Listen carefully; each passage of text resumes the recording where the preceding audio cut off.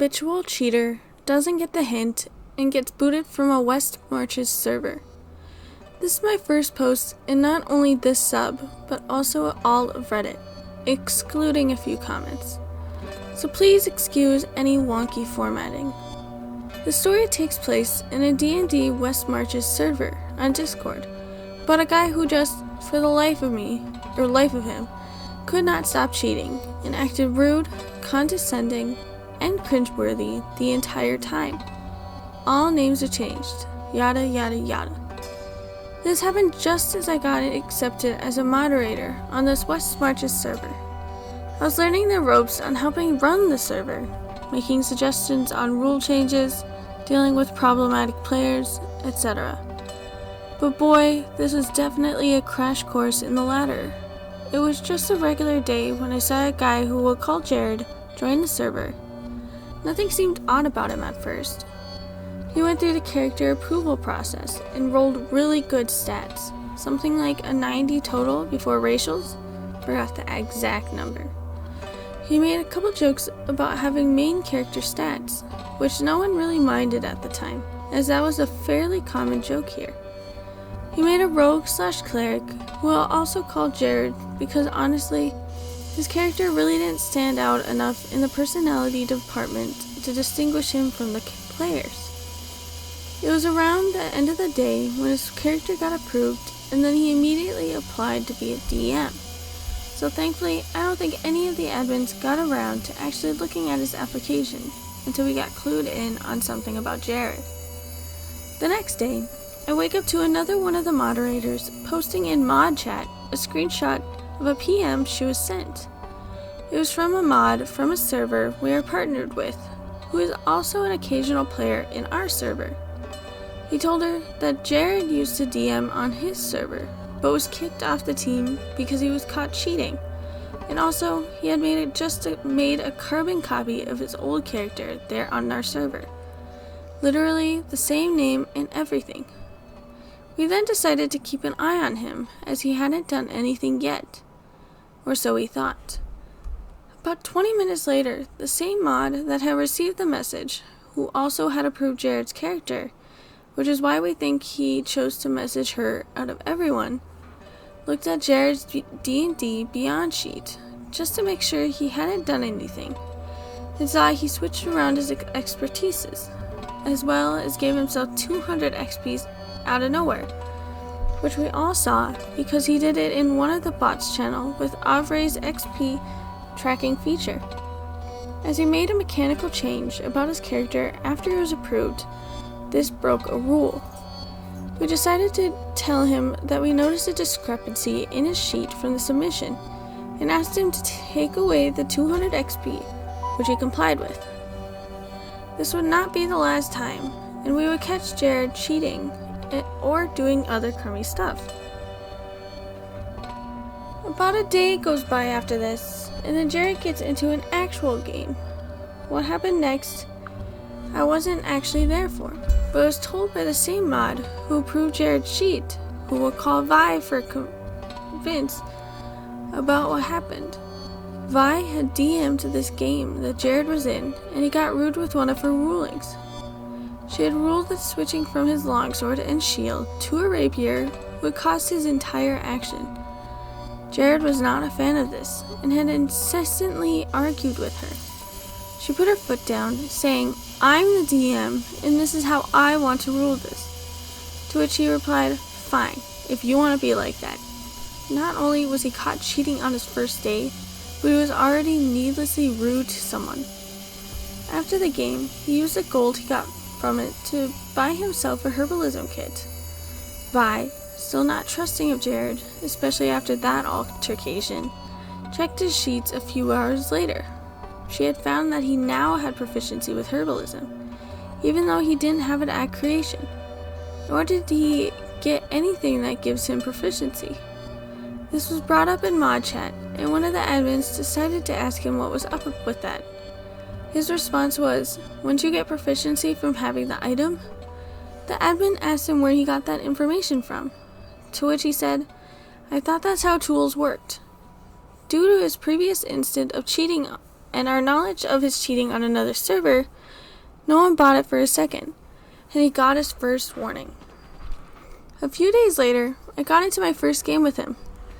I don't really have a personal opinion of him at first, until he dropped a line that was equal parts creepy and cringeworthy. Now, the PCs in this party were all female except for his. He took note of that and decided to say out loud, "I'm the only guy in this party. I'm gonna have to try hard not to simp." I said nothing and just contemplated what the F I was just heard. He also made mention of his character possibly getting a random bloody nose. It was at this point that I started wondering if he legitimately thought of his character as some harem, edgy anime protagonist. The game was fun, regardless, as the rest of the party worked off each other well. Though Jared did say the occasional stupid thing, not anything worth mentioning in a horror story. But most of the PCs came out with a more negative, icy opinion of his character regarding his intelligence, which I don't even think was supposed to be a self-aware character flaw. A few days passed, and I got into another game with him, this time as a complete different character, as the server allows you to have more than one character. And I went with one of my male characters this time, to try to not get a cringy comment from Jared.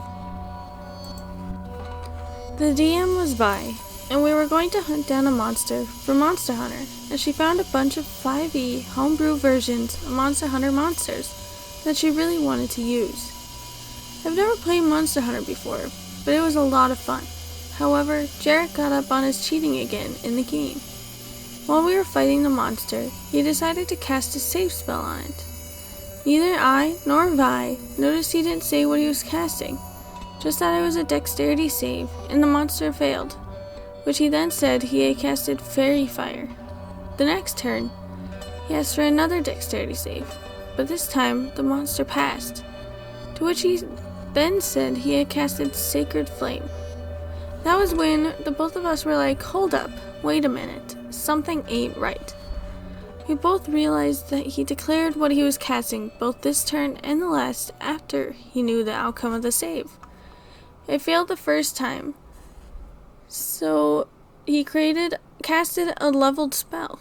It passed this time, so he casted a cantrip. Vi immediately called him out for his metagaming, to which he feigned ignorance of, and told him if she catches him doing it again, he will be kicked from the game. He then switched to only using the text channels for the rest of the session. This was all reported in mod chat, but we decided to hold off on giving him a second warning as he sort of already got an earful from Vi in the session. The next day, I ran a game that Jared signed up for. As I was doing the last minute prep of making sure I had stat blocks and everything ready, I noticed Jared typed in the text channel in Discord, "I'll be using text as I'm at work right now."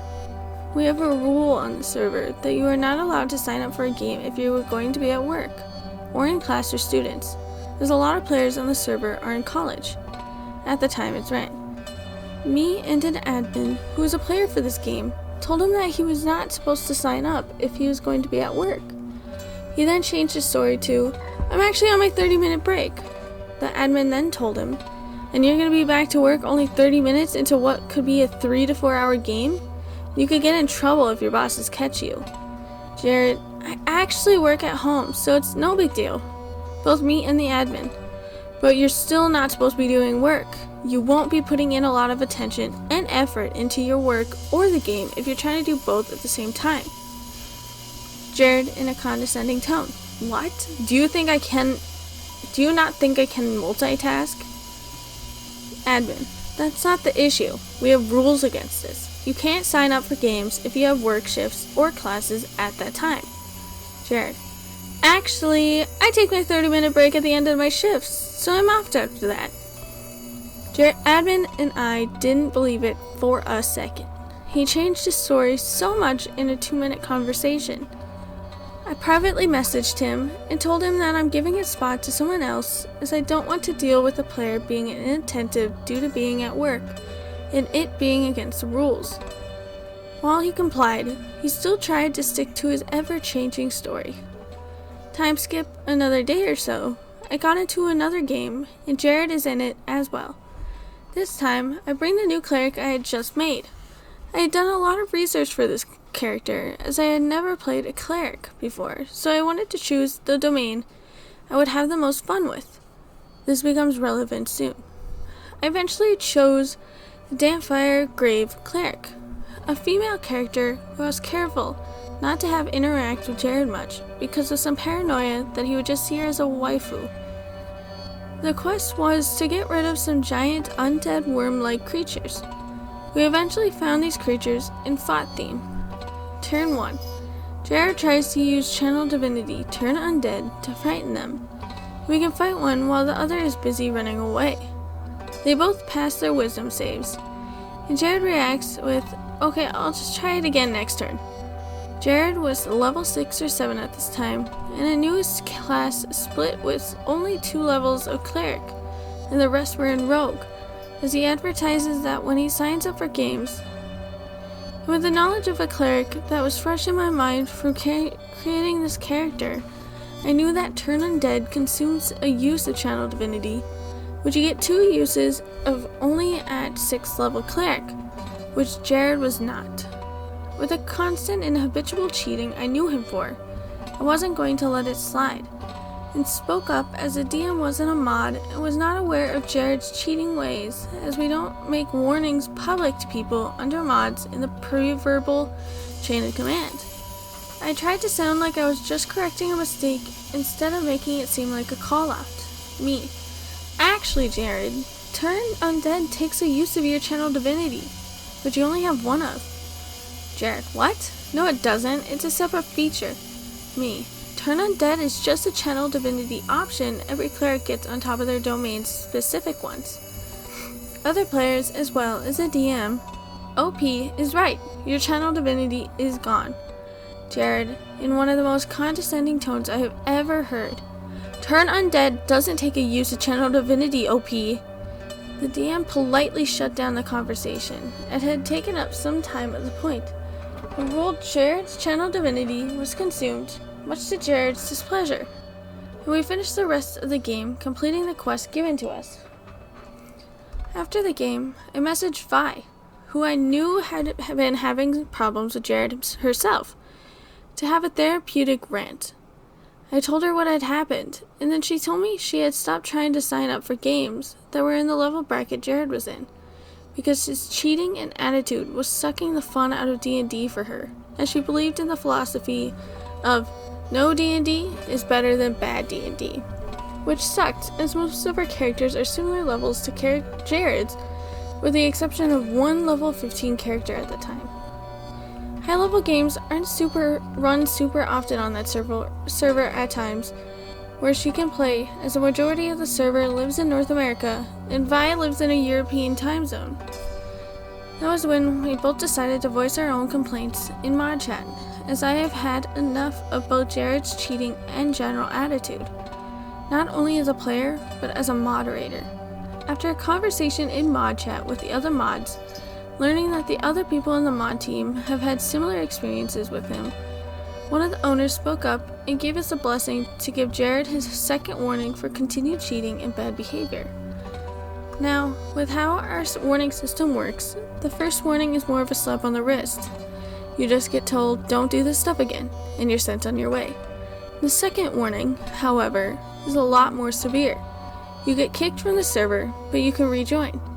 However, you also lose all of your characters, gold, magic item, everything as well. So if you rejoin, you're starting again from scratch. One of the server owners was the one to give out the warning, as he never actually interacted with Jared, so we all decided he was the most fit, as he would be the most neutral-tempered with whatever fallout this would have in PMs. We all saw what happened, as whenever a warning is given out, we always screenshot the message along with the recipient's replies for record-keeping purposes. He insisted that his behavior has been good, and that he never cheated or metagamed, and cried that if he's kicked, he would lose all of his progress. As there have been multiple witnesses and testimonies to his behavior, the owner did not buy for a second, and Jared was kicked. This was not the end, however, As it was only a kick and loss of character and loot, Jared immediately returned and put on a subtle woe is me act in general chat, which we just ignored. After he was done, he immediately rolled stats for a new character. Now, I should say, we allow both rolling for stats and a slightly higher point buy for character creation. However, you can only use one or the other, and if you roll for stats, you are locked into those stats and cannot switch to point buy. Jared put up his new character for submission, which was just another carbon copy of his old character. We called it a twin. But I noticed something on his submission. He rolled for stats, but he noted on the submission that he used point buy instead. And the stats on his sheets were different from the ones he had rolled previously. Someone pointed out in mod chat about the character being a carbon copy of his old one, and then I pointed out the stat method switch. He had come back from a kick, only to immediately try to circumvent rules again, thinking we wouldn't notice. The vote goes forward on banning him, as it's obviously not even a kick and the consequences of it wasn't changing his cheating. The majority decided on a month-long ban, and he was gone. That month ban is now expired, but I thankfully have not seen hide nor tail of Jared since. Edit. Here's the TLDR. Guy comes into West March's server I moderate. We get told he lost DM status on another server for cheating. He proceeds to cheat as much as he thinks he can get away with and is rude the entire time. He gets booted. I just have to say that the idea of a Discord server like that seems really interesting. They seem to have quite a few one-shots in games, all for the others to choose the ones they wish to play in. It would be so cool to be part of one of those. However, I do know that a lot of them that can be found on Discord seem to be over 1,000 people in it. It just seems so overwhelming to me. Now, onto the cheater. It seemed normal in the beginning, a new player joining the server and going through the normal initiatives to be fully part of the server. It might have taken longer to notice the red flags if it wasn't for the message that the mod had gotten talking about the problems he had in the other servers that he had been in. The actions of Jared could have easily been thrown as newbie mistakes, and the only reason they were able to notice any is probably because of that message. And so they watched carefully. They all watched Jared very carefully, and that's where it seemed like the red flags started to jump one to the next. They did handle the situation really well, and even when Jared jumped right back in, they made a good call to ban for a month. I have a feeling that Jared truly doesn't know what he did wrong, and that is really bad. But he's not a problem for them anymore as of right now. However, he could be a problem at other Discord servers. I don't have much to say about this because this whole story seems to have gone the right way. They did everything correctly and they made sure to do everything in the best way possible. But, so that'll be all. And I hope to see you next time at Lisa's Dungeon. Have a good day. Goodbye.